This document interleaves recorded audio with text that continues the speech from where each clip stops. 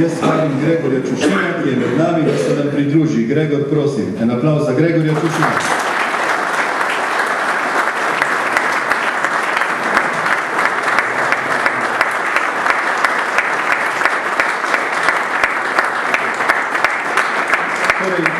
Vsi verjetno bolj ali manj vemo, kdo je Gregor Čušin, kako je on razpoznaven v našem prostoru, v našem času, zadnja leta, kako bi se reklo, kar drma tole slovensko sceno na razne načine, a ne, kako se oglaša, bodi prilično ali neprilično, nima dlake na jeziku, a ne, mobitele sklopte mimo grede, a ne. Skratka, zelo sem vesel, da si Gregor z nami danes in te prosim, da se nam malo predstaviš, kdo si, kaj si, odkot si, kakšna je tvoja družina, iz katere prihajaš, kakšno družino imaš in tako dalje. Ja, dobro jutro najprej. Zdaj ti si rekel, da vsi bolj manj veste, kdo sem, tako da bolj, če bi mi povedali, jaz čas ne vem, kdo sem. Bilo zanimivo dobiti mnenja. A ostanem, jaz sem bolj mehen za sorta, tako da boste imeli še kaj od mene. Kaj, sem... moram reči, malo nenavadno takole, sem rekel, Benjamin, da sem že razlagal. Žensko publiko sem že imel, tako da vem, kako se počuti Jan Plestenjak. Ne vem pa, če sem kdaj stal pred čist samo mož, pa zbrano publiko, tako da verjemte mi, za igralce je to malo nenavadno počutek. Za igralko mogoče malo drugače, za igralce je pa to malo nenavadno, no. Toliko v začetku, da boste vedeli, da imam treba. Torej, sem doma Gorenc, doma s Koroške Bele pri Jesenicah, 5. otrok,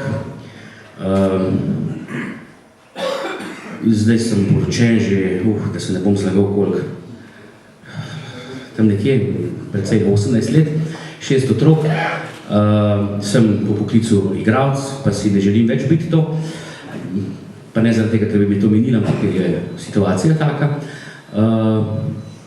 Ne vem, kaj bi še povedal. Z kakšne družine prihajamo? Lepe, to lahko si vidite, da smo fejzdesci pri nas. Prihajam iz popolnoma tipične, klasične slovenske katoliške družine. Ata, mama, pa otroci, vsak nedeljo skregani, za praznike tudi. Ne, prihajam iz, recimo temu, tradicionalne krščanske družine, ampak malo več kot tradicionalne. Pri nas se je vera malo zares je mala. To zdaj vidim, ker sem gledam nazaj. Takrat, ko se je to dogajalo, se mi zdi popolnoma normalno, včasih malo tudi preveč, seveda, tako kot vsakmo najstniku verjeten. Ampak zdaj, ko gledam nazaj, vidim, da prihajam iz enega zdravega okolja, ki ga pravzaprav ne vidiš več tako pogosto naokrog, oziroma nekaj, kar skušaš doma ustvariti.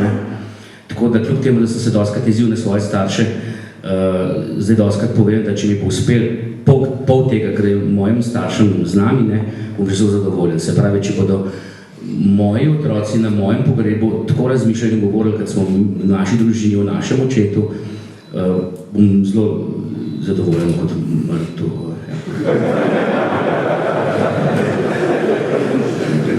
Hočem reči, da prihajam iz okolja, ki ga bi želel tudi svojim otrokom nameniti. Bili smo tudi aktivna družina, ki se tiče župnijskega delovanja.